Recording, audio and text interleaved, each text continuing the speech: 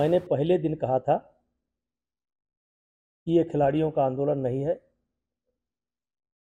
इसके पीछे कांग्रेस है। इनके इस घटना से हरियाणा की बेटियों को शर्मिंदगी का सामना करना पड़ रहा है कि बेटियों का गुनाहगार मैं नहीं हूं। बेटियों के सम्मान का कोई अगर गुनाहगार है तो बजरंग है, दिनेश है, या आंदोलनकारी है।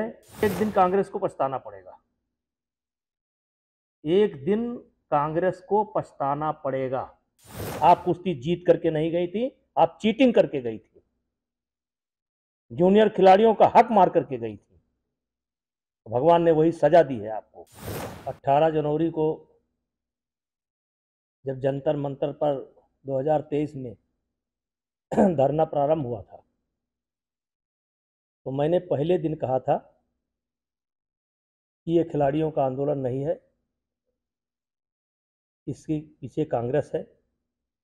विशेष करके भूपेंद्र हुड्डा, दीपेंद्र हुड्डा, प्रियंका जी, राहुल जी, ये कांग्रेस का आंदोलन है। और आज ये बात सच साबित हुई कि इस पूरे आंदोलन में या हमारे खिलाफ जो षड्यंत्र हुआ, इसमें कांग्रेस शामिल थी और जिसको लीड भूपेंद्र हुड्डा कर रहे थे। तो क्या लगता है कि चुनाव में कितना असर डाल पाएंगे हरियाणा में? जैसे कि चुनाव में उनको टिकट दिया गया, कितना असर डाल पाएंगे? देखिए, क्योंकि मैं बहुत दूर बैठा हूं, लेकिन हरियाणा की जनता को मैं कहना चाहता हूं कि भूपेंद्र हुड्डा और दीपेंद्र हुड्डा या बजरंग या दिनेश, ये लड़कियों के सम्मान के लिए नहीं बैठे थे। इनके इस घटना से हरियाणा की बेटियों को शर्मिंदगी का सामना करना पड़ रहा है। उसके जिम्मेदार हम नहीं हैं, उसके जिम्मेदार भूपेंद्र हुड्डा हैं, दीपेंद्र हुड्डा हैं और ये आंदोलनकारी हैं। और उस दिन ये क्या जवाब देंगे जब ये साबित हो जाएगा कि जिस जिस दिन की घटना मेरे ऊपर लगाई जा रही है, उस घटना में मैं दिल्ली में मौजूद ही नहीं हूं। उस दिन क्या सामना करेंगे? और राजनीति के लिए इन्होंने बेटियों का इस्तेमाल किया, बेटियों को बदनाम किया, विशेष करके महिला खिलाड़ियों के सम्मान को ठेस पहुंचाया।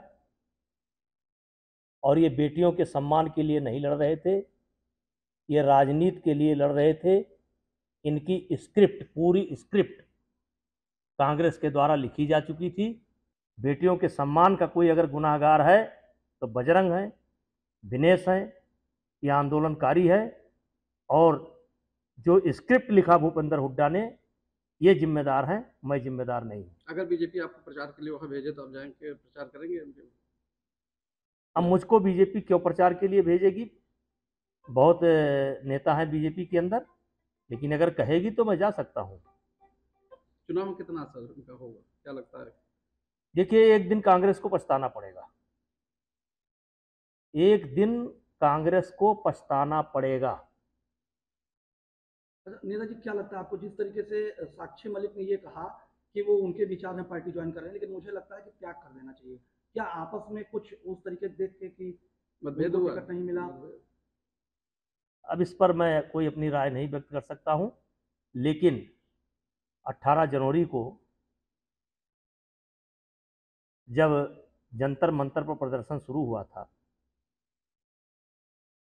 तो उस दिन तमाम ऐसे लोग थे जिनको लगा था कि शायद इसमें सच्चाई है, महिलाओं के साथ बदतमीजी हुई है, बेटियों के साथ बदतमीजी हुई है।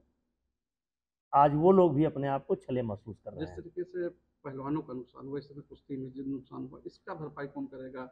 ये पहलवान लोग प्रदर्शन करते रहे, कहीं ना कहीं नुकसान हुआ, इस बार ओलंपिक में भी मेडल देखिए, करवाए। इन्होंने हरियाणा खेल के कारण या खेल का के क्षेत्र में भारत का मुकुट है, और जिस तरीके से इन्होंने लगभग 2.25 साल तक कुश्ती की गतिविधि को एक तरीके से ठप कर दिया,